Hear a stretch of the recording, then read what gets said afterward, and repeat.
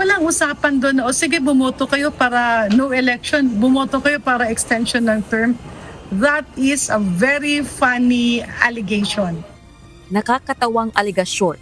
Ganito ang turing ni House Deputy Speaker at Iloilo 1st District Representative Janet Garin sa aligasyong napag-usapan ng no election o no-el scenario sa 2028 at charter change o CHA-CHA kaugnay ng isinagawang pagboto ng Kamara sa Articles of Impeachment laban kay Vice President Sara Duterte.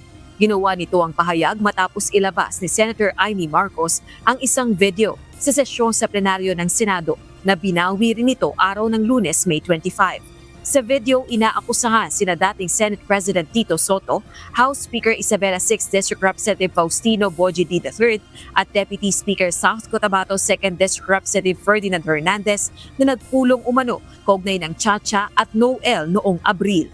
Wala kaming narinig na ganyan, walang napag-usapan. Almost every week we have meetings with the leadership. Hindi ito napag-usapan. Ganito rin ang pahayag ng isa sa mga miyembro ng House Prosecution Panel. It has no relation at all, no? Never na pag-usapan in the Committee on Justice or in the House yung minimension niyang charter change, no? I've never heard of it, no? Tapos never talaga napag-usapan dito sa amin. In any of the meetings, never brought up, never discussed, and never was made a part of the consideration in the voting. Samantala sa isang mensahe naman ni House Deputy Speaker Hernandez, pinili nitong wag nang magkomento sa tinatawag nitong chismis.